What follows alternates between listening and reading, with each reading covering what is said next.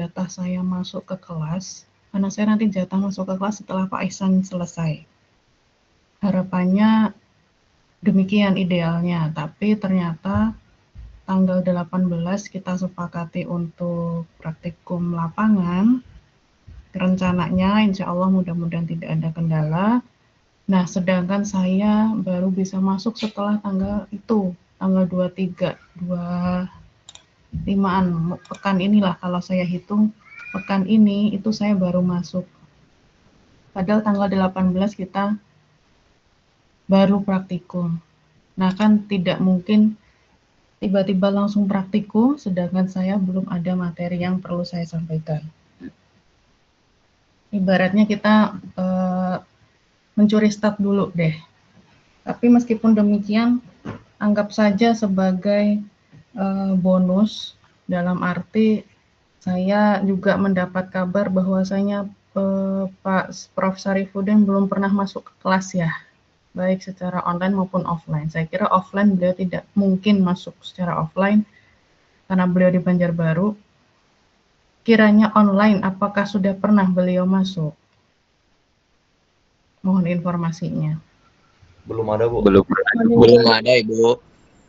Belum ada ya, dan baru materi yang beliau kirimkan. Nah, teman-teman baca saja materinya, karena saya selaku dosen koordinator mata kuliah ini juga perlu untuk meluruskan bahwasanya dengan kesibukan beliau, kita maklumilah ya, tapi bukan berarti teman-teman jadi lost control, tidak ada asupan gizi dalam arti materi yang semestinya menjadi hak kalian. Itulah beberapa pertimbangan sebagai opening statement saya sebelum kita masuk pada materi perkuliahan hari ini. Saya izin untuk online dulu karena memang bukan jatah saya ya untuk masuk, jadi saya memilih untuk online. Next akan ada praktikum, jadi teman-teman saya mohon untuk mempersiapkan diri,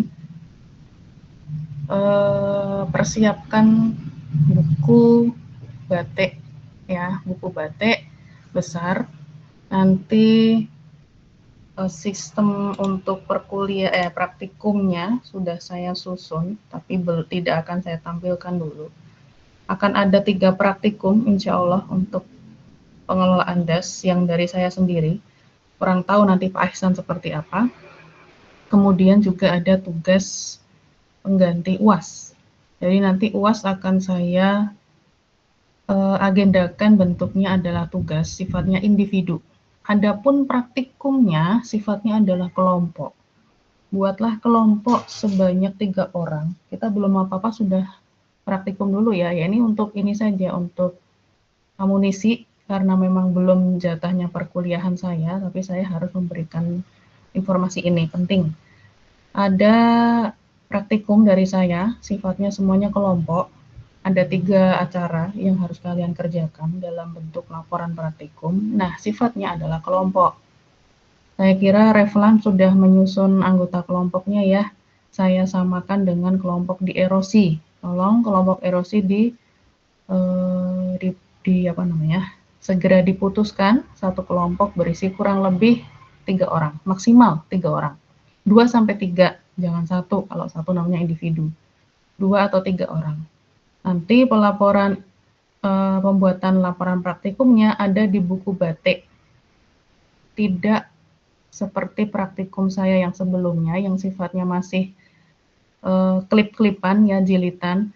Saya menyarankan untuk pakai buku batik saja, supaya tidak ada yang tercecer. Nanti kalau saya mau menyisir atau menelusuri rekam jejak tugas-tugas laporan praktikum kalian sudah ada di situ.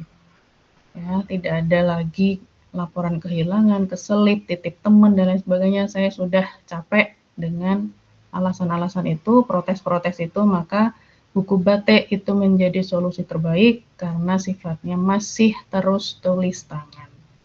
Oke, saya lanjut balik ke materi nanti.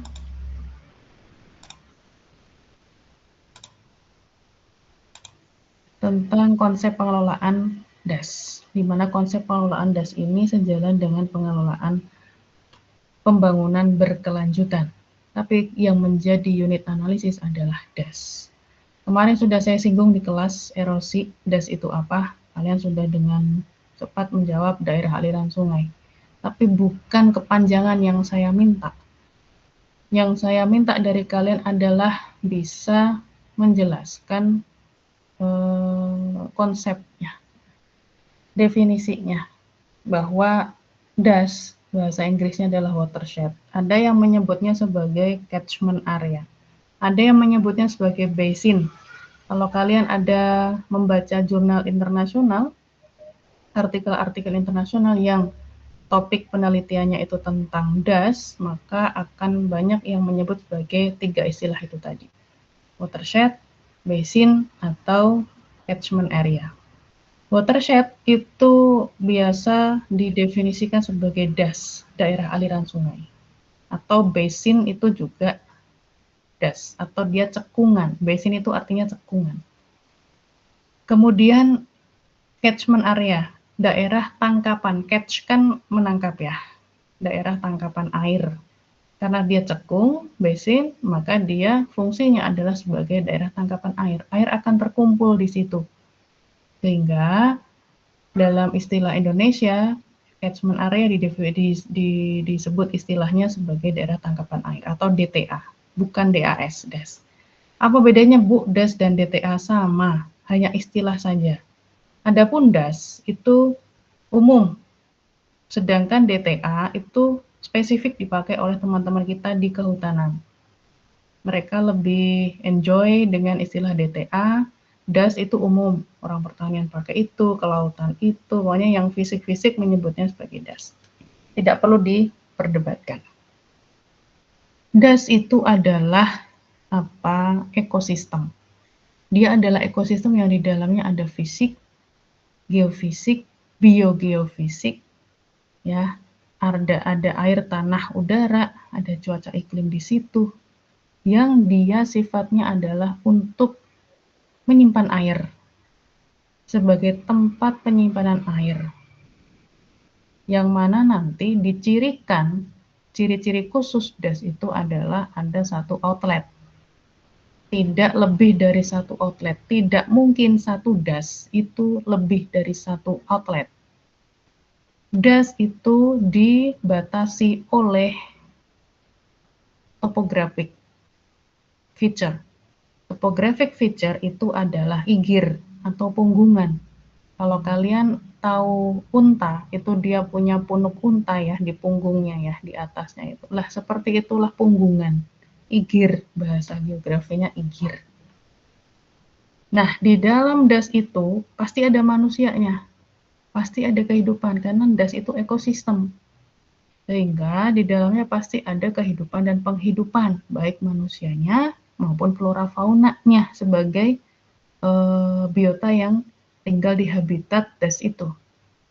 Karena ada kehidupan masyarakat, pasti ada karakteristik sosial ekonomi yang berkembang dari masyarakat itu. Oleh karena itulah, DAS itu perlu dijaga. Kalau kita tidak menjaga DAS, maka kita termasuk tidak menjaga kelestarian selain daripada alam, juga kelestarian dari sosial ekonomi yang berkembang di masyarakat. Contoh, kenapa mata kuliah erosi ini itu sejalan dengan pengelolaan DAS? Saya kira sudah saya singgung di pertemuan erosi. Karena erosi termasuk bagian dari degradasi lahan. Dia indikator adanya degradasi lahan. Kalau di suatu DAS itu terjadi degradasi lahan berupa erosi, maka kita patut sadar kalau di DAS itu perlu untuk segera direhabilitasi. Ibaratnya ada orang yang positif narkoba, gimana caranya dia gimana caranya dia nggak segera meninggal atau tidak stadium 4 lah paling tidak. Bagaimana caranya dia tidak kecanduan atas dampak dari sakitnya, sehingga dia harus masuk kepada rehabilitasi. Orang-orang hukum mungkin berpikirnya konsep rehabilitasi itu bukan di pidana orang narkoba, lebih kepada rehabilitasi supaya sadar bahwa perbuatannya menimbulkan kerugian untuk dirinya sendiri dan orang lain. Pun demikian kita yang pasien kita adalah bumi. Bumi kita sakit, das kita sakit, bagaimana kita menjaganya dengan cara merehab dan merekonstruksi, dibangun kembali supaya tidak lebih rusak lagi. Intinya pengelolaan das di situ.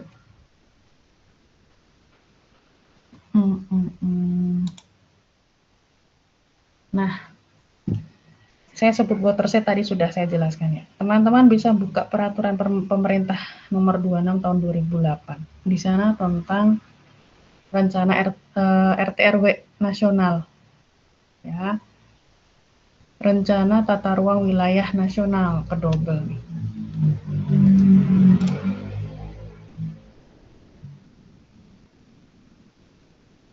Rencana tata ruang.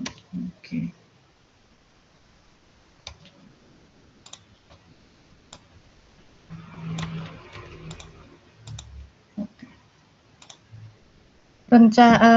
Perpem nomor 26 tahun 2008 tentang RT/RW dan Perpem nomor 37 tahun 2012 tentang pengelolaan das. Coba dibaca kedua peraturan ini. Mirip nggak? Apa konsep yang ada di dalamnya? Saya coba simpulkan bahwa di dalam dua peraturan ini, das itu adalah bagian dari wilayah, jelas, karena dia ada di atas daratan. Dan tata ruang wilayah yang dia basisnya adalah administratif, sedangkan das itu batasnya adalah fisik. Bisa jadi di dalam satu das, dia terdiri atas beberapa kecamatan. Ya, atau sebaliknya, satu kecamatan, satu desa kayaknya enggak, satu provinsi itu terdiri atas beberapa das. Nah, dari sinilah mulai kita pahami bahwa konsep das itu beda dengan konsep administratif. Tolong, teman-teman yang kalian apapun peminatannya, yang nanti ketika mau melakukan penelitian, baik untuk skripsi maupun yang lain, pastikan unit analisisnya jelas. Kalian mau berbasis administratif atau berbasis das. Teman-teman LMB khususnya yang kalian spesifik pada lingkungan dan mitigasi bencana, kalian unit analisisnya apa? Apakah das atau administratif?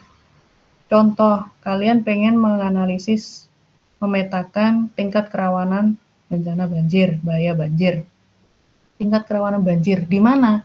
Di kecamatan X atau di das X, itu beda. Tolong baca dua peraturan ini untuk memperjelas betapa penting kita mengambil keputusan batas unit analisis sebelum melakukan sebuah penelitian. Nah, das itu menurut peraturan pemerintah ini, dia adalah wilayah daratan, bukan di laut, dia di daratan.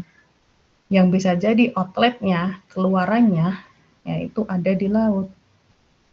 Dia merupakan kesatuan ekosistem yang di dalamnya ada sungai utama, ada anak-anak sungai, fungsinya sebagai discharge dan recharge water.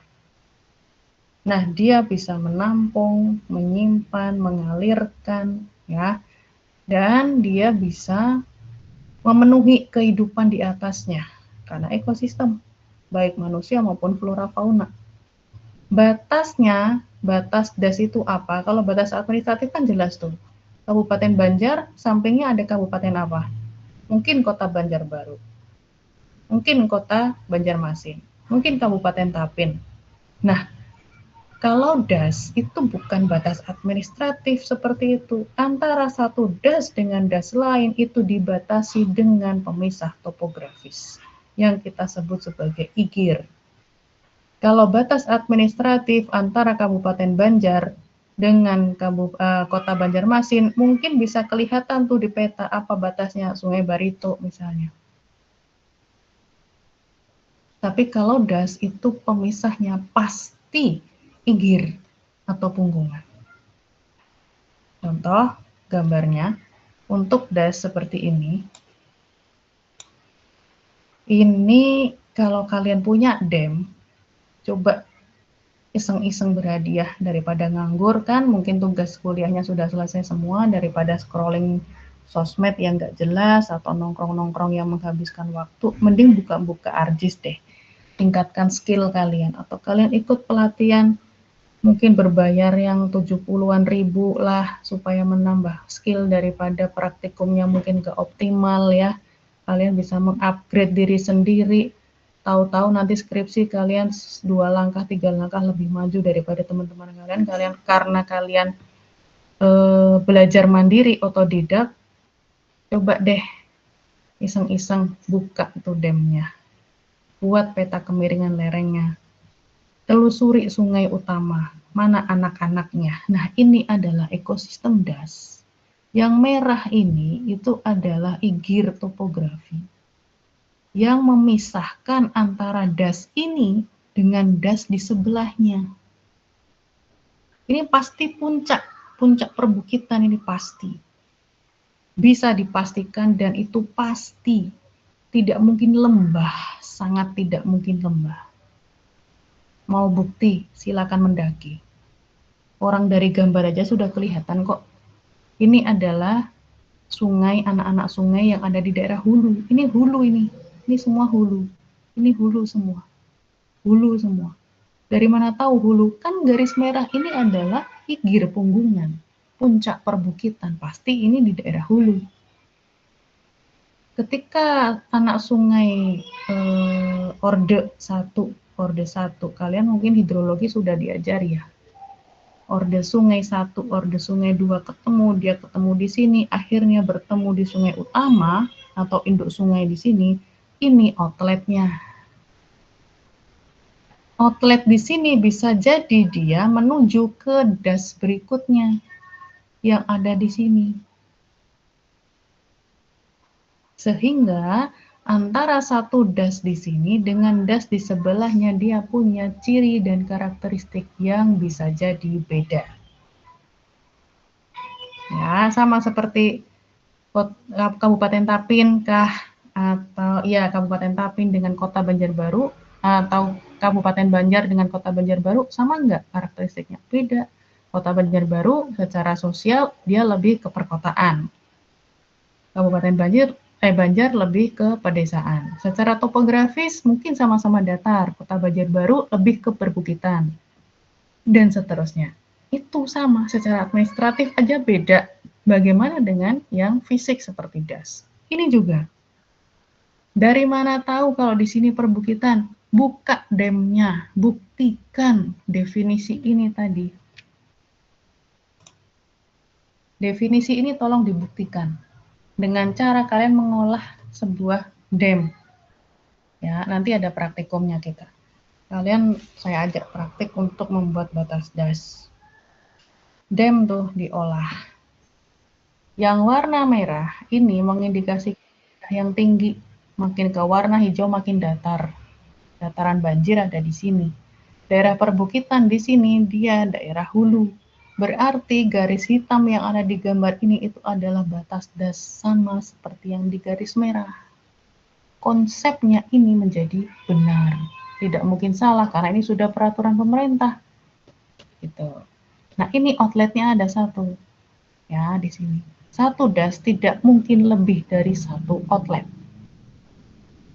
Ini contoh bentuk das yang lain. Ya, ini yang warna merah dilihat dia kasar tuh, topografinya kasar, keriputnya banyak. Dibandingkan yang di sini lebih mulus. Berarti dataran banjir nih, datar nih. Yang kasar-kasar banyak keriputnya berarti topografinya tinggi. Dia berada di kawasan perbukitan kah pegunungan. Ya. Cuma satu, Bu. Lah kan ini sungai utama. Kalau anak sungai banyak. Induk sungainya atau sungai utamanya cuma satu. Nah, outletnya ada di sini satu. Ini igir semua nih. Ini igir semua, pasti igir. Ya. Oke. Kembali kita matangkan dulu konsep dasar definisi das. Ya, bahwa das itu adalah ekosistem. Secara topografis dia terpisah antara satu das dengan das lain. Ini loh igir. Igir tuh di sini.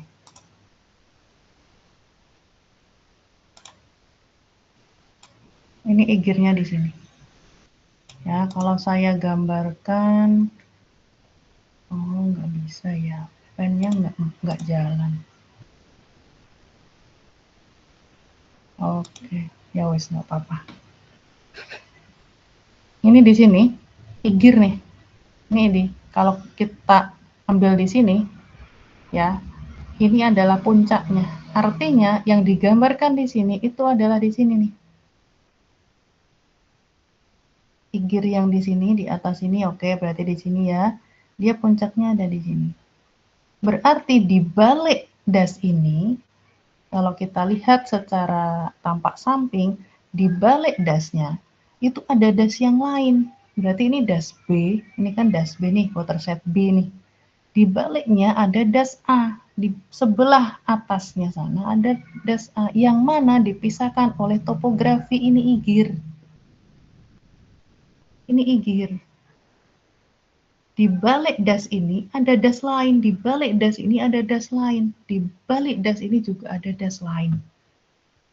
Ketika hujan turun di tempat yang sama antara das A dengan das B, antara das 1 dengan das 2, das ini dan sekitarnya, maka air hujan yang turun dia akan melalui dua das yang berbeda kalau dilihat dari gambar ini. Air hujan yang turun ke das B, dia akan terkumpul di das B. Yang jatuh di das A, dia terkumpul di das A. Respon das A dan B terhadap hujan yang turun berbeda-beda. Bisa jadi di sini dia cepat banjir. Bisa jadi di sini dia lambat sekali meresap ke dalam tanah dan seterusnya. Infiltrasinya cepat bisa jadi. Tergantung apa? Tergantung lahannya yang ada di dalam das. Tergantung bentuk lahannya apa yang di situ. Fluvial kah, struktural kah, solusional, karst, vulkanik, dan lain sebagainya. Lagi-lagi geomorfologi berperan di mata kuliah ini. Buka lagi catatan geomorfologinya. Tidak mungkin tidak berperan. Sangat berperan. Karena membicarakan tentang bentuk lahan itu membicarakan tentang lahan itu sendiri, topografinya, tekstur tanahnya, batuan geologinya, ya kan? Belum lagi kita bicara satuan lahan, beda dengan bentuk lahan, sudah saya sampaikan di erosi. Ketika ngomongin satuan lahan, berarti bentuk lahan itu bagian dari satuan lahan. Dia bisa di-overlay dengan penggunaan lahan, bisa di-overlay dengan penutup lahan, dan seterusnya. Kalau bentuk lahannya tok di sini, tadi lereng, topografi, kemudian batuan geologi, menyusun bentuk lahan, dia akan merespon das beda. Watershed B, das B di sini mungkin dia dominan struktural, beda dengan das A di sini yang kebanyakan adalah karst misalnya. Penyimpanan air tanahnya pasti akan beda, kualitas airnya juga pasti beda. Sudah mengambil mata kuliah kualitas air kan? Nah, itu kualitas air di satu das dengan das lain beda-beda, tergantung bentuk lahannya, tergantung penggunaan lahannya, manusianya. Karena kita bicara fisik, maka kita fokus dulu tuh ke bentuk lahannya. Oke, nah di dalam satu das ini, di dalam satu das itu bisa terdiri atas beberapa subdas. Ini satu subdas. Ini pointernya nggak jalan ya. Nggak jalan ya. Kalau jalan kan lumayan. Saya bisa coret-coret.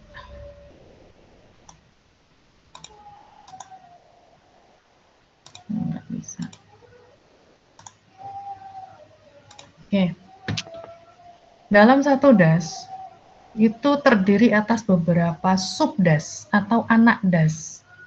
Subdas, ini satu subdas di sini. Ini satu subdas. Ini satu subdas. Dan seterusnya. Satu subdas pun outletnya satu nih. Ini satu subdas juga outletnya satu. Yang lain juga sama.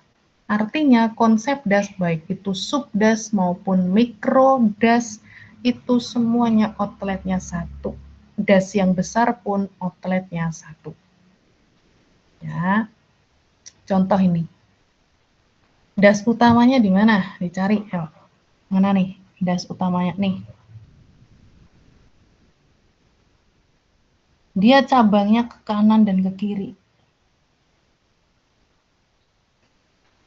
PowerPoint tuh titik outletnya. Ada yang menyebutnya outlet, ada yang menyebutnya PowerPoint. Bukan PowerPoint ya, PowerPoint. Masing-masing warna yang berbeda ini menggambarkan sub-watershed yang berbeda-beda. Sub-basin, sub-catchment area, atau subdas yang berbeda. Tapi dia akan berkumpul di das yang utama. Berkumpul di sungai utama. Ini satu das, di dalamnya memuat beberapa subdas.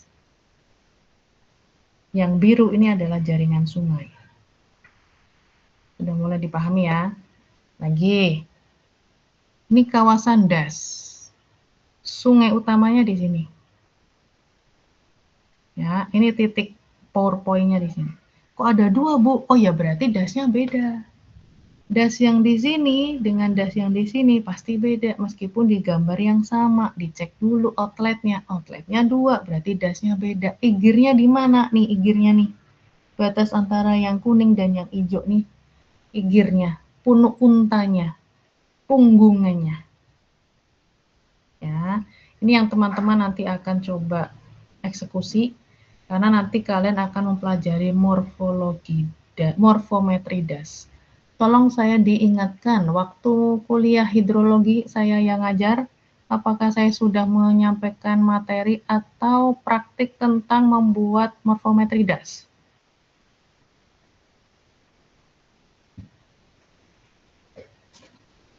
Sudah belum? Boleh ulang lagi Bu tadi pertanyaan Bu? Di mata kuliah hidrologi, pas saya yang ngajar, apakah saya sudah memberikan materi atau memberikan tugas berupa morfometri das?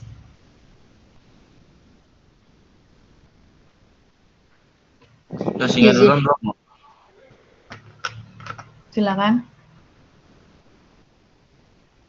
Izin menjawab Bu, untuk kemarin itu untuk tugasnya nggak ada Bu. Baru debit aja ya?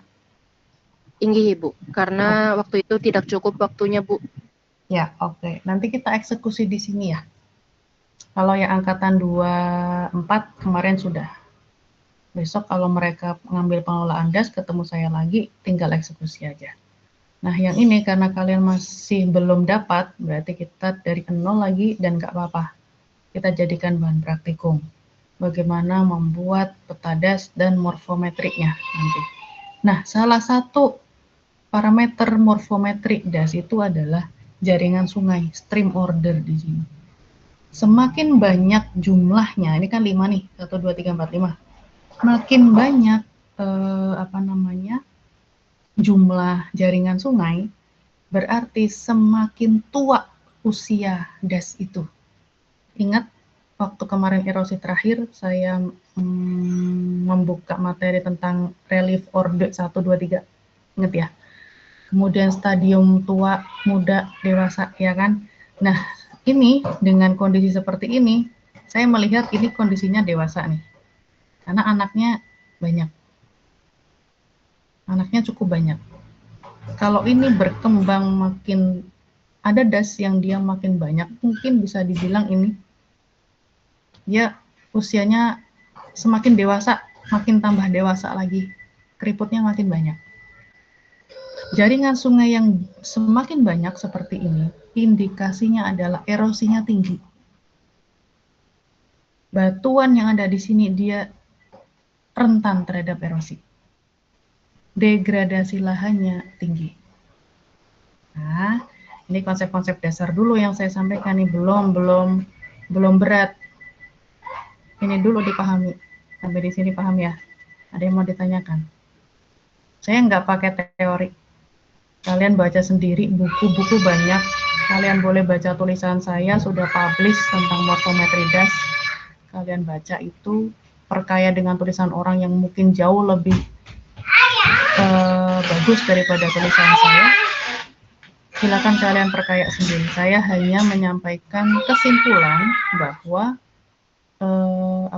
delineasi das, morfometri das itu penting sebelum kita melakukan pengelolaannya, sebelum kita mengkaji erosinya, sebelum kita mengkaji degradasi lahannya. Sampai di sini ada yang mau ditanyakan dulu? Ibu izin bertanya, Bu. Boleh. Yang ada menyebutkan di balik das ini ada das lain, berarti das itu bisa bertumpuk-tumpuk lah, Bu. Bukan bertumpuk-tumpuk, bukan Mbak, bukan bertumpuk-tumpuk, tapi berhimpitan. Seperti ini. Ini igir nih. Antara merah sama hijau ini igir. Punuk unta. Saya menyebutnya punuk unta biar kalian gampang membayangkan. Ini juga punuk unta nih. Sehingga dia berhimpitan. Dan tidak mungkin ada celah. Celah tuh maksudnya ada yang bolong, enggak mungkin. Ini pasti di muka bumi ini ada das, tidak mungkin tidak ada das.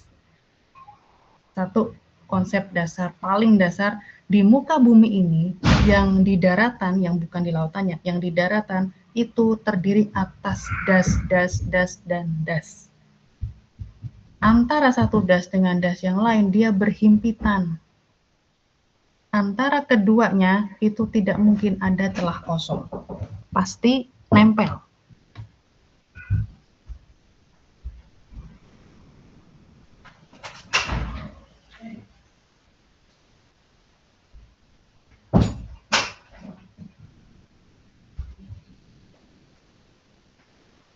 Bisa dipahami?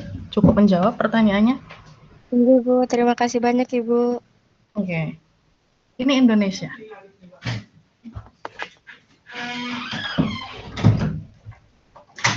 Ini Indonesia. Coba diamati. Berapa das di Indonesia nih? Ada Asahan, Toba, ada mana Barito. Nah, das mana lagi? Banyak kan? The other first priority das di Indonesia ada banyak yang tidak bisa kita hitung dengan jari, ratusan das, mungkin ribuan, mungkin ya. Cek lagi di mungkin websitenya KLHK, dicek lagi. Artinya daratan di muka bumi ini pasti ada das, tidak mungkin tidak ada das karena daratan. Kita bicara daratan. Nah, ini kita fokus ke Kalsel. Ini yang hijau, ini das Barito nih. Nah, yang di sebelah-sebelahnya ada beberapa nama das yang lain. Kita ada di mana nih? Kita ada di sini pasti ya, di das Barito kita. Ada Martapura, dia masuk di das Barito. Sehingga sub das Barito itu bisa jadi di sini. Ini sub das Barito, ini sub das Barito, ini sub das Barito, sub das Barito, dan seterusnya. Kenapa disebut sub das Barito? Karena outputnya ada di Sungai Barito. Sungai Martapura, kalian main ke Siring, itu dia sub das Barito, anaknya das Barito. Mungkin di sini Sungai Martapura ya, cek lagi. Ya. Nah, beberapa das di sekitarnya yang dia tidak masuk ke das Barito. Kenapa Bu? Kok dia tidak masuk ke das Barito? Cek mata kuliah geologi umum. Kalian diajari sama Pak Saipudin nggak? Dari Fakultas Pertanian, ULM. Pak Saipudin itu pernah menjelaskan dengan detail sejarah geologi pembentukan Pulau Kalimantan. Saya menyimak kuliah beliau luar biasa, bagus. Ini adalah cekungan Barito. Kalian boleh browsing. Nah, ada banyak e-book kok tentang geologi geologi Kalimantan Selatan. Ini cekungan Barito. Nah, kenapa disebut cekungan Barito? Ya berarti das Barito itu dia relevan dengan sebutan cekungan Barito oleh orang-orang geologi. Adapun das-das yang di sini dia masuk pada Pegunungan Meratus. Beda, dia tidak masuk pada konsep pengaliran di dalam das Barito. Sampai di sini dulu, bisa dipahami? sudah mulai dipahami ya, ini bukan batas administrasi. Ini Kabupaten Tapin di sini, dia terdiri atas beberapa das. Ini Kabupaten Banjar di sini, Kabupaten Banjar. Iya ya, kayaknya Banjar ya. Bener ya, Banjar di sini. Di sini ada yang sebagian masuk Barito, mungkin ada yang masuk sebagian di Kapuas, dan seterusnya. Artinya batas administrasi itu tidak sama dengan batas das, beda. Sampai di sini paham? Oke. Saya mengambil contoh yang ada di slide PPT-nya Prof. Sarifudin. Saya membacanya saja sudah menarik. Wah, ini bisa untuk kita jadikan bahan diskusi atau bahan kuliah deh. Bagus sebenarnya materinya beliau, sudah bagus, sangat bagus. Cuman sayangnya nggak disampaikan secara lisan ya. Padahal dengan gambar itu beliau bisa cerita banyak banget. Nih, ini di Barabai, di HST. Ini saya comot dari PPT beliau. Kalian baca sendiri PPT beliau. Sungai utamanya mana? Nih, sungai utamanya nih. Mana ya? Ini. Kelihatan dia paling besar. Kalau dilihat dari warna jaringan sungainya, dia yang paling tebal. Atau ini kenapa ada dua? Karena lebar. Mungkin ya, saya membacanya seperti itu. Karena outletnya di sini. Kalau kesulitan mencari, kalau ada pertanyaan, mana outletnya? Ini Kabu, ya nggak mungkin. Mana outletnya? Sini, nggak mungkin. Outlet itu pasti dia hanya satu berdiri sendiri, dan semakin ke hulu, cabangnya akan semakin banyak. Cabang itu paling banyak di tengah ke hulu, makin ke hilir dia makin menyatu jadi satu dan tinggal satu. Sangat mudah untuk mengidentifikasi dalam satu das mana outletnya. Ini, nah di dalam PPT-nya Pak Sarifudin itu bukan das tapi DTA.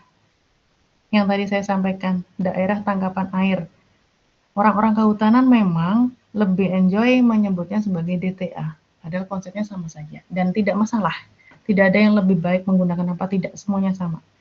Tergantung masing-masing kenyamanan menggunakan istilah itu, yang jelas definisinya sama. Ya, kelihatan kan dari sini, makin ke warna biru makin datar, karena dia sudah sampai ke outlet, makin ke warna hijau, ya, dia semakin warna merah, putih, hitam, marun di sini semakin tinggi. Nah, di dalam PPT-nya beliau, barangkali saya cukup meyakini itu hasil penelitian beliau sendiri, ada kajian degradasi lahan yang luar biasa. Di DTA Barabai yang ada di PPT beliau, saya izin ya Prof, saya menyampaikan, meskipun bukan penelitian saya, tapi dengan membaca itu saya bisa bercerita banyak, membantu menyampaikan itu secara lisan. Di DTA Barabai atau DAS Barabai itu degradasi lahannya cukup besar ya, tapi sebelum ke sana kita coba melihat, oh ada 4 fungsi kawasan, beda dengan penggunaan lahan, beda. Kalian cek di Google, cari kategori fungsi kawasan menurut Kementerian Kehutanan KLHK. Itu ada fungsi kawasan macam-macam, termasuk yang ditulis di penelitiannya Pak Sarifudin. Ada hutan lindung, produksi tetap, produksi terbatas, dan APL. Macam-macam. Karena tujuannya orang kehutanan kan pengen tahu tentang hutan itu, kawasan mereka. Ya kan? Kalau kita geografi kan jarang, kita pakainya penggunaan lahan secara umum, ya permukiman, mana hutan pun hutan umum. Nah, mereka hutan itu masih diklasifikasikan, itu pasien mereka kan hutan, pasien kita bumi secara umum. Kalau kalian mau fokus ke bidangnya kehutanan juga bagus, tidak masalah dan tidak salah. Ya, di sini areanya mereka di DTA Barabai. Yang warna putih itu area penggunaan lahan, bisa jadi permukiman di sini, ya, dan lain sebagainya. Ada longsor ternyata, tapi sayangnya ini tidak ditunjukkan dengan anak panah di mana kejadian itu, termasuk lahan pertanian yang termasuk pada bagian dari APL, area penggunaan lahan itu pertanian termasuk di situ. Apakah dia ada di sini atau di sana, belum terinformasikan di peta ini. Nah, kalau ini tutupan lahan, beda dengan peta fungsi kawasan. Peta tutupan lahan itu sama seperti penggunaan lahan. Ya. Di sini yang warna hijau tua, hutan lahan kering primer dan hutan lahan kering sekunder, di mana yang di kawasan ini tadi sama ya, ini di bagian kanan bawah, fungsi kawasannya ada hutan lindung, hutan produksi tetap. Kurang lebih mungkin masuk ke hutan produksi terbatas di sini. Dan seterusnya sampai permukiman. Permukimannya bentuknya seperti ini, barangkali mengikuti pola sungai atau pola jalan. Tergantung skalanya. Konsep di sini adalah ada perubahan penggunaan lahan. Hutan lahan kering primer semakin berkurang selama 19 tahun terakhir. Hutan lahan kering sekunder juga demikian.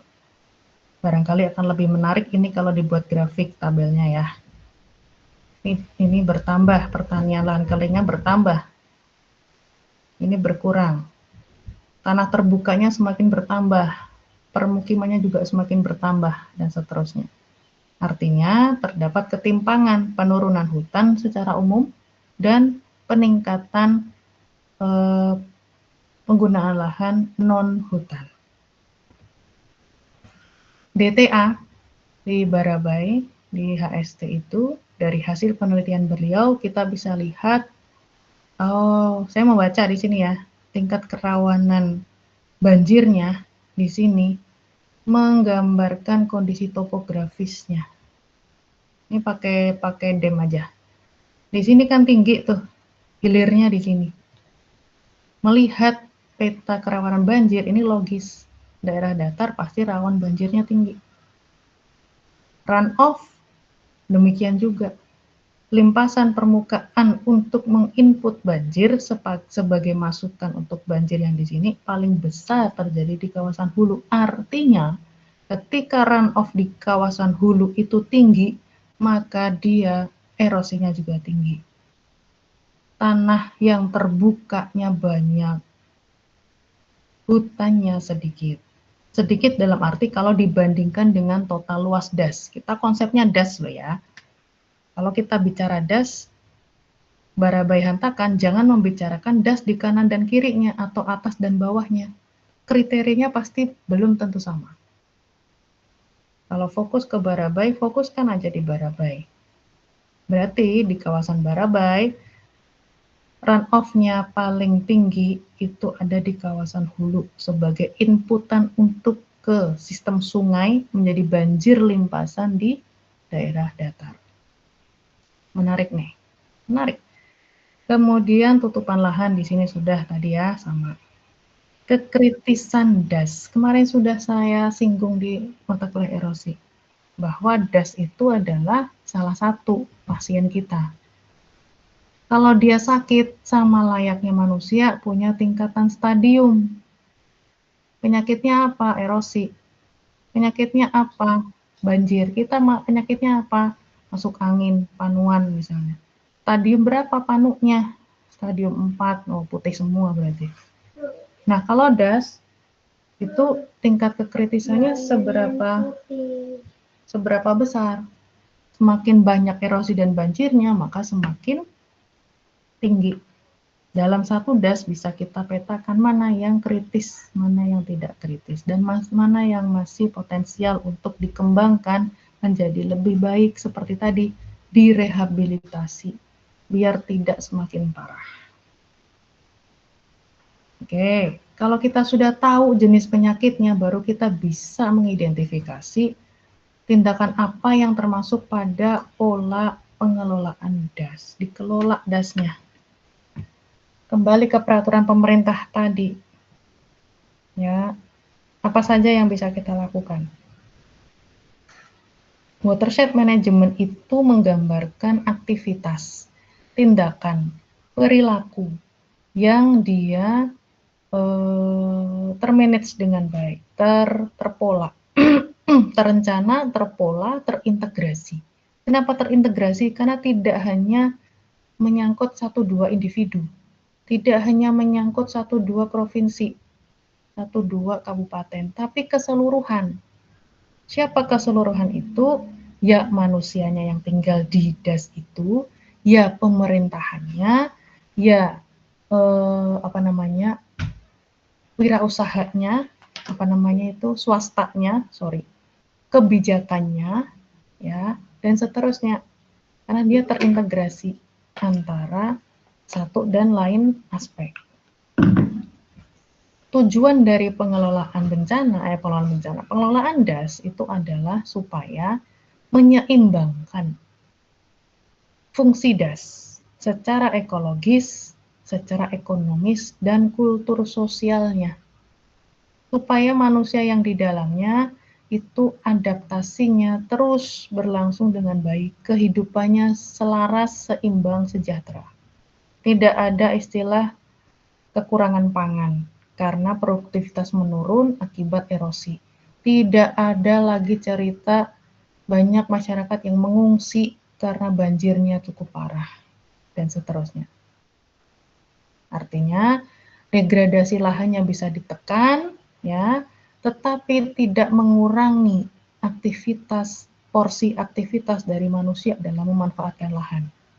Itu yang tidak mudah. Dan itu melibatkan seluruh pemangku kepentingan, baik dari swasta, apalagi swasta nih.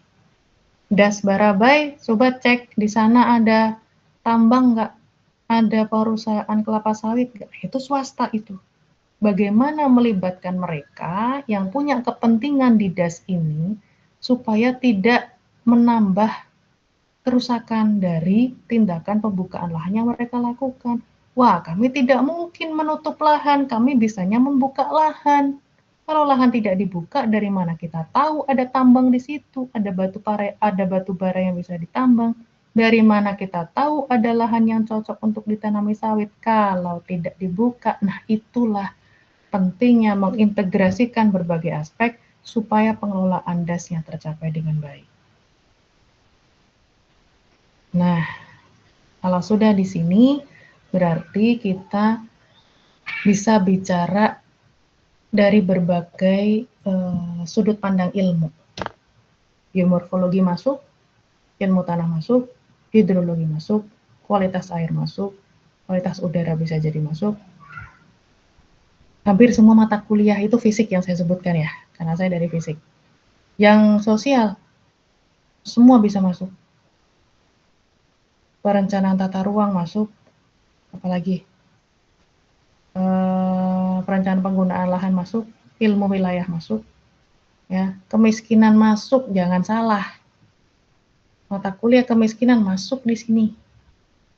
Kependudukan masuk, ekologi pariwisata masuk, ekonomi lingkungan pasti masuk, karena dia berkaitan dengan seberapa besar orang yang memanfaatkan lahan atau industri yang memanfaatkan lahan tadi, seperti sawit dan tambang, mau membayar. Namanya willingness to pay, WTP, diajari kan di ekonomi lingkungan. Berapa juta, ratus juta, miliar yang kalian mau bayar sebagai pemilik modal dan pemilik usaha, pemilik kepentingan, untuk mengembalikan uang itu ke negara. Ibaratnya kalian mau buka lahan ini beli. Berapa kerugian yang ditimbulkan akibat membuka lahan itu setara dengan rupiah yang kalian keluarkan. Itu yang digencarkan beberapa tahun terakhir, mungkin dalam 1 dekade terakhir, apa yang disebut sebagai green economy, apa yang disebut sebagai blue economy. Karena dia memperhatikan beberapa aspek.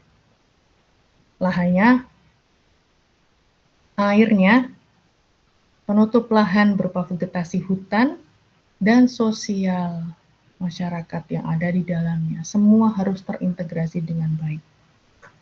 Bagaimana kebutuhan masyarakatnya, tercukupi nggak di dalam DAS itu, atau dia harus transmigrasi ke tempat lain karena di DAS ini sudah tidak mendukung, ketahanan panganannya 0, dia sudah miskin hara, tanahnya di sini sudah tidak bisa ditanami lagi karena longsor dan erosinya tinggi, banjir terus-menerus akibat hutannya yang sudah gundul, kualitas air sungainya tidak bisa lagi memenuhi kebutuhan, airnya keruh, mungkin kena limbah pabrik, untuk mencuci aja tidak bisa, apalagi untuk konsumsi minum, mandi, dan seterusnya, sehingga pengelolaan dasnya sudah bisa jadi sulit dilakukan karena dasnya termasuk pada das kritis, siap mati. Sudah stadiumnya stadium 4, sudah sangat berat penyakitnya. Maka watershed management pada masing-masing kelas das tadi, ini, itu akan beda-beda perlakuannya. Kalau sudah dalam satu das, itu teridentifikasi mana merah, kuning, hijaunya, prioritaskan yang merah untuk segera dilakukan rekonstruksi dan rehabilitasi. RKT RHL DAS namanya. Oke, kalau kita bicara pengelolaan DAS, berarti kita juga bicara soil and water conservation atau konservasi air dan tanah. Nah, di sini fungsinya dia akan menekan degradasi lahan. Kemudian dia menstabilkan stream based flow, aliran dasar. Aliran dasar itu air yang memenuhi lengas tanah, kadar air di dalam tanah, yang dia bisa memenuhi kebutuhan akar pohon tanaman, sehingga tanamannya bisa cukup hidup dengan air yang ada di dalam tanah itu. Sungainya juga bisa memenuhi kehidupan di atasnya. Dan yang terakhir adalah mendukung keberlanjutan sistem produksi dari tanah atau produktivitas tanah itu. Nah, itu fungsi dari konservasi air dan tanah. Mengapa erosi dan konservasi lahan itu berkaitan dengan pengelolaan das? Pada sisi lain, aspek lain, kalau kita menjaga stabilitas melalui konservasi air dan tanah, maka cadangan air tanah di dalam das itu tercukupi, sumur-sumur masyarakat itu selalu penuh dengan air, ketika musim kemarau mereka tidak kekeringan, ketika musim penghujan mereka tidak kebanjiran. Itulah ciri-ciri das yang sehat. Ibaratnya kita manusia, individu, ada nggak di antara kalian yang hujan dikit langsung pilek? Ada nggak di antara kalian yang kepanasan dikit langsung migrain? Ada Ibu. Nah, ciri-ciri yang tidak stabil secara imunitas. Sama, das juga begitu. Musim hujan, langsung banjir. Musim kemarau, langsung kering. Langsung petani-petani tidak bisa panen atau banyak yang gagal panen misalnya. Nah, itu indikator-indikator yang bisa kalian identifikasi. Mulai dipahami sedikit-sedikit, karena nanti di pertemuan kuliah berikutnya akan nyambung, mungkin di praktikum nanti kita juga akan melakukan identifikasi seperti itu. Nah, ini gambaran saja dari yang tadi sudah saya jelaskan. Ini konsepnya dalam satu das ya, ini perbukitannya di daerah hulu, mulai ke tengah sudah mulai muncul permukiman, di daerah datar, daerah hilir sudah mulai makin masif pembangunan infrastrukturnya. Tidak mungkin kan bangun hotel di puncak sini? Ya ada, tapi dia pasti yang akan disoroti sebagai pemicu masalah lingkungan. Ini sawah sudah mulai pembukaan lahan ya di sini ya. Itu dengan gambaran ini kita itu sedang ditantang bagaimana membuat skema lingkungan tanpa harus menggeser peran aktivitas dari manusia, karena manusia pada dasarnya adalah memanfaatkan lahan, air, udara ya. Tapi sekaligus selain memanfaatkan harus menjaga. Hal yang tidak mudah mengatur orang, mengatur diri sendiri pun belum tentu kita bisa. Membuang sampah pada tempatnya, tidak mencemari lingkungan. Kadang-kadang kita perlu untuk muhasabah lah ya, introspeksi diri. Saya sendiri juga begitu. Seberapa sering buang sampah sembarangan, mudah-mudahan tidak pernah. Kita naik motor setiap hari, emisi gas ke udara itu juga berpengaruh. Kan ekosistem tuh, Meskipun udara tidak masuk pada land and soil conservation, tapi termasuk juga di dalam DAS itu keruangan secara spasial, atmosfer udara di atasnya termasuk juga. Bagaimana kalau ada saudara kita yang bekerja di sawit atau sebagai investor di sawit, kakak angkatan kalian yang tahun kemarin saya jadikan debat karena ada satu pemilik sawit, petaninya langsung malah cutting kalian. Kita debat tuh di mata kuliah itu, seru. Mungkin kalau di antara kalian ada yang pemilik modal, petaninya atau apa di sawit, kita agendakan satu pertemuan untuk debat, dan seru dan asik malahan. Nah, itu kita sadar diri lah seberapa besar kita berkontribusi terhadap kerusakan dan sebaliknya berkontribusi terhadap perbaikan. Nah, ini salah satu contoh dam ya yang dibangun di sungai di muka bumi ini dimanapun berada. Fungsinya sebenarnya adalah menjaga stabilitas supaya air yang mengalir dari hulu ke hilir itu ada yang ditahan sebentar deh, jangan langsung bablas. Kalau langsung bablas, kering yang di bagian sini, nggak sempet dapat jatah air, airnya sudah bablas ke hilir, yang di hilir kebanjiran. Yang di hilir mungkin tiap hari nemu air, yang di sini jarang nemu air, karena airnya langsung bablas, maka dibuatlah dam, bendungan. Ya, nanti kalau sekira di sini sudah mulai surut airnya, dibuka dikit-dikit. Ada ada pintu airnya di sini. Dan ada stasiun pemancar yang itu ada radionya, mereka saling koordinasi. Ini di bawah apa ya? Di bawah Dinas Pengairan, PU, di bawah PU. Mereka mengontrol, di sini kurang air, dibuka dong di sana, mungkin dibuka. Di sistem komunikasi saja fungsinya.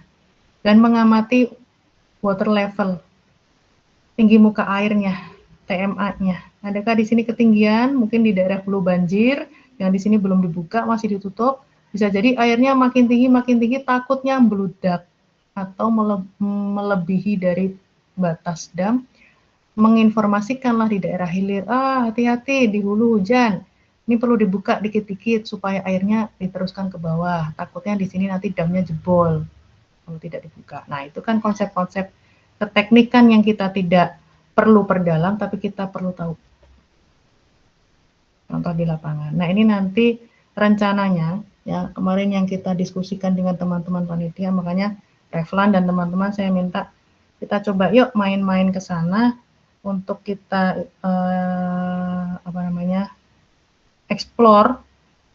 mengeksplorasi informasi terkait dam yang ada di lokasi yang mau kita tuju.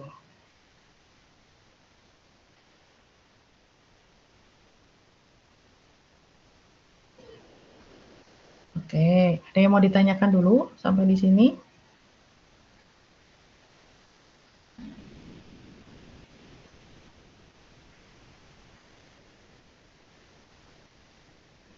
Cukup paham ya? Kalau sudah paham sebentar.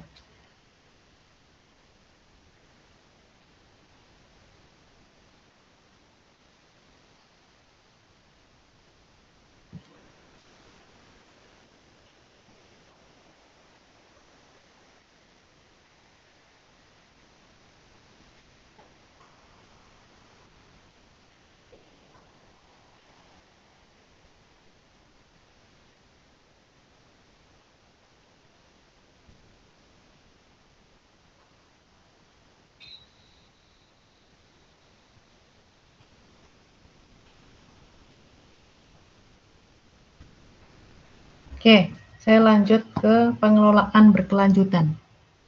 Tadi teman-teman sudah mulai paham DAS itu apa, kenapa harus dikelola DAS-nya, watershed management. Nah, sekarang sustainability management.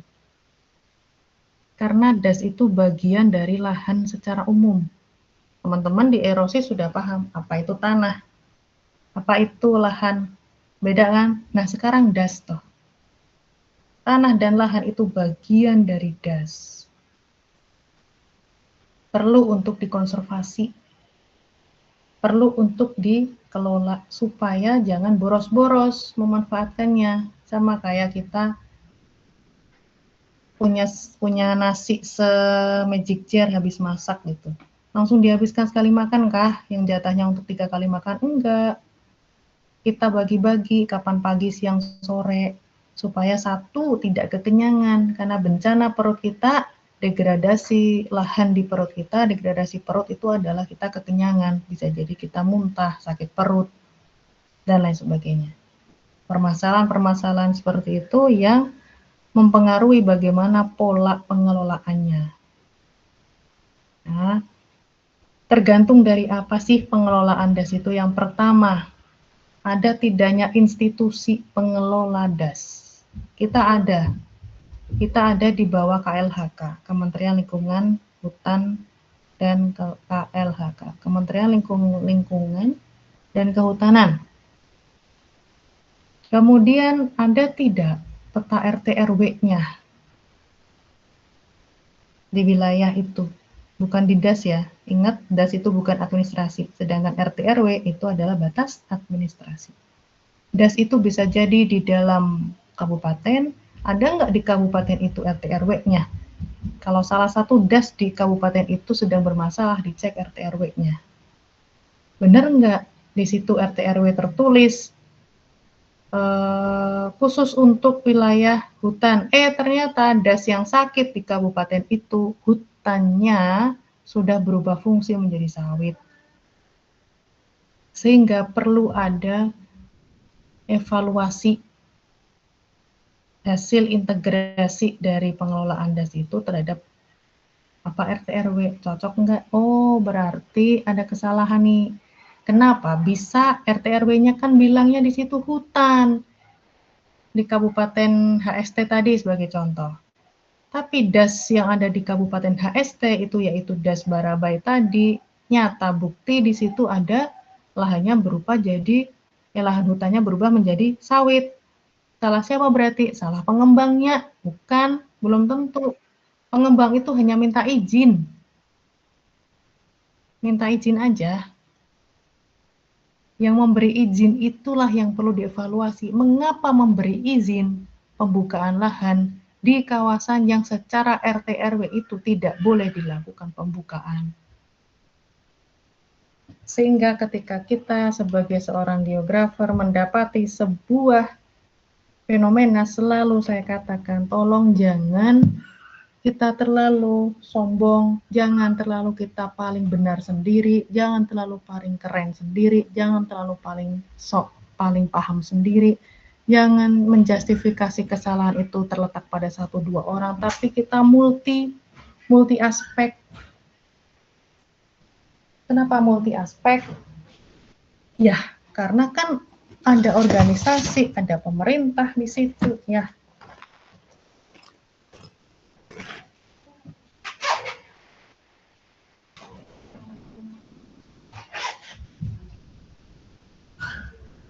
Sebentar ya teman-teman.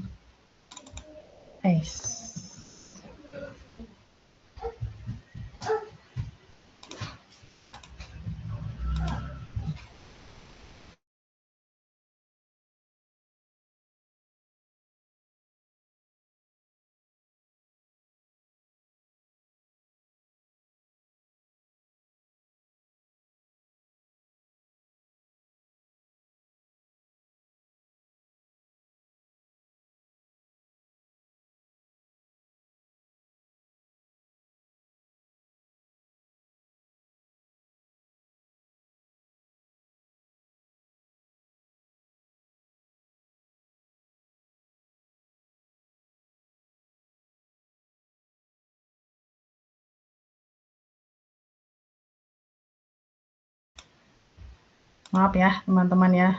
Beginilah kalau kuliah online di rumah harus menghadapi bocil-bocil. Ya, lanjut. Sampai di sini ada pertanyaan? Paham ya? Teman-teman baca sendiri, kembangkan sendiri. Saya tidak mungkin menjelaskan dalam waktu yang singkat ini. Kalian punya banyak waktu. setiap perkuliahan itu saya selalu tegaskan itu hanya pengantar.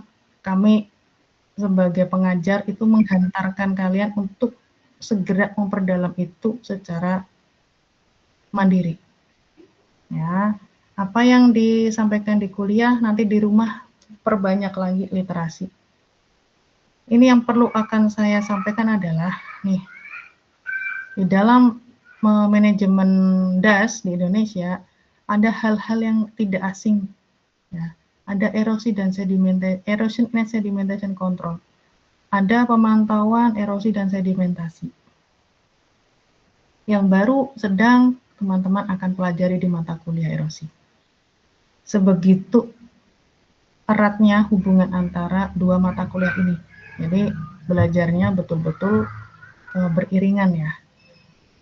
Sampai pada akhirnya akan terbentuk konsep DAS yang sehat dan produktif. Ini regulasi yang ada di Indonesia. Teman-teman bisa baca satu-satu. Saya tidak mungkin mendownloadnya satu-satu dan menjelaskannya satu-satu. Itu menghabiskan waktu. Tapi kalian harus menghabiskan waktu itu untuk membaca secara mandiri. Bingung? Tanyakan. Salah satunya ada undang-undang yang mengatur tentang konservasi tanah dan air. Silakan dibaca.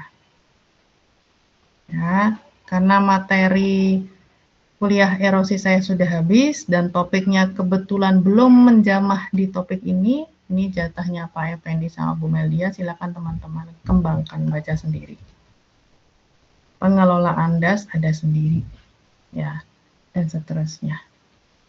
Oh, ini yang perlu untuk disimpulkan di sini bahwa kalian tahu di Undang-Undang Dasar air tanah yang ada di Indonesia dimanfaatkan sebesar-besar untuk kemakmuran rakyat. Tolong cek di Google sekarang, itu pasal berapa? Undang-Undang Dasar pasal berapa, ayat berapa yang menyatakan itu. Nah, itu kemudian diturunkan menjadi undang-undang yang disahkan oleh DPR tuh. Kemudian diturunkan lagi dalam bentuk peraturan pemerintah. Tadi ada kan ya peraturan pemerintah tadi? Biar nggak lupa, biar nggak salah juga. Tadi PP atau peraturan pemerintah nih, PP. Ini peraturan pemerintah juga ternyata. Lebih tinggi daripada menteri. Di PP diturunkan menjadi permen LHK. Peraturan Menteri Lingkungan Hidup dan Kehutanan. Turunkan lagi ke Perda. Nah, tolong cari. Silakan cari di mana? Kalimantan Selatan di tingkat gubernur. Gubernur itu mengeluarkan perda. Ada nggak regulasi yang dia buat yang mengatur tentang pengelolaan DAS di Kalimantan Selatan? Seharusnya ada, karena ini instruksi dari pusat. Bahkan UUD yang dibuat oleh zamannya Bung Karno, itu mandat itu. Dari zaman penjajahan, kemerdekaan sampai sekarang itu harus setiap daerah harus ada. Silakan teman-teman pahami sendiri. Nanti kita ada pertemuan sesi khusus tentang regulasi dan kebijakan.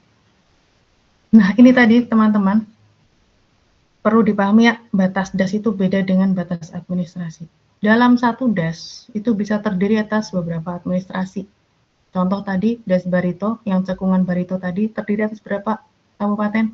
Banjar masuk, Banjarmasin masuk, Banjarbaru mungkin sedikit, dan seterusnya. Dicek lagi di RBI.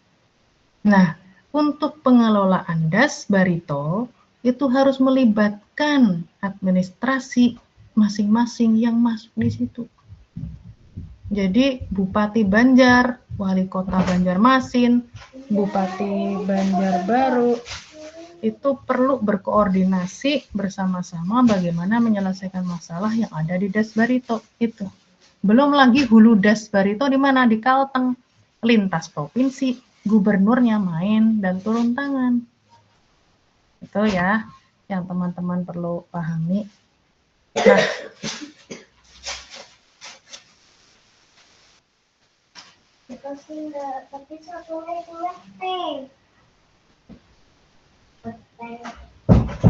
Integrated Watershed Management berarti pengelolaan DAS yang terintegrasi. Dia tidak sekedar terintegrasi antar administrasi, tetapi terintegrasi dari beberapa aspek dan sudut pandang. Mungkin dari sistem lingkungannya dan sosial ekonominya, tolong dipahami. Karena ini nanti berkaitan dengan praktikum lapangan. Apa yang akan kalian kumpulkan selama praktikum ini yang nanti itu menjadi tugas bersama dalam satu kelompok. Tugas teman-teman adalah memahami dulu nih pertemuan satu nih. Nah, nanti makin ke sana akan makin paham. Oh, arahnya adalah kita menuju pada IWM, Integrated Watershed Management, pengelolaan das yang terintegrasi dari berbagai sudut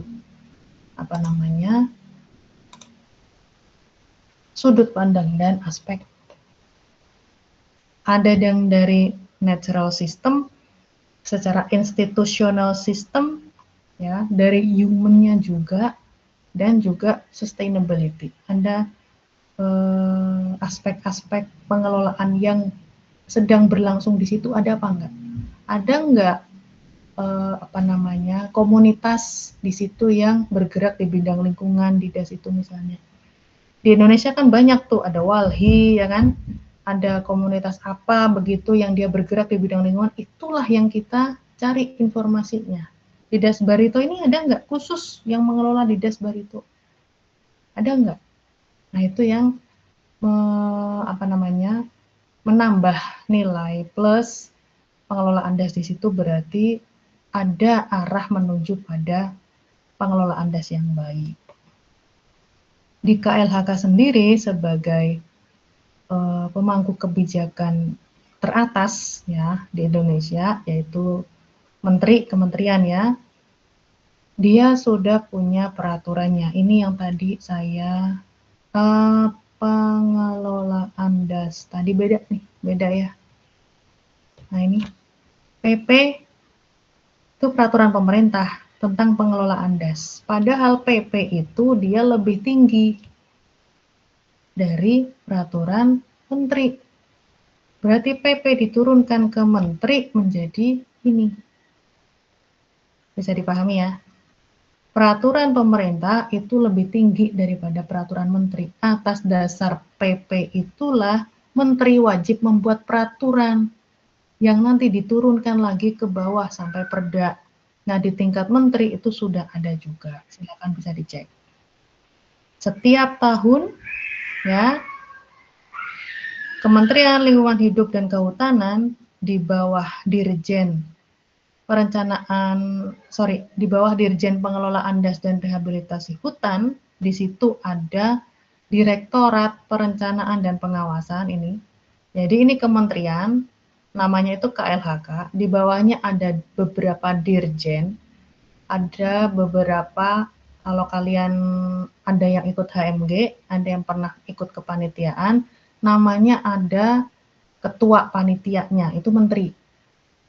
Di bawahnya ada sekretaris bendahara, ada sekjen, ya kan, sekretaris jenderalnya. Ada panitia tuh apalagi sih, seksi konsumsi, ada Seperkap ya, ada seksi dokumentasi. Nah, itu adalah dirjennya. Ya, semakin ke bawah ada lagi sub-subnya. Nah, ada perencanaan dan pengawasan pengelolaan DAS. Setiap tahun mereka wajib membuat laporan kinerja. Sudah seberapa jauh mereka melakukan itu? Ini yang wajib sebenarnya transparan. Alhamdulillah saya menemukan ini online, transparan dan filenya lengkap. Silakan baca. Kalau kita mau memprotes, kenapa banjir? Oh, masyarakatnya buang sampah sembarangan. Oh, itu swasta membuka lahan dan sebagainya. Sekali lagi dan terus-menerus saya ingatkan, tolong jadi geografer yang objektif ya.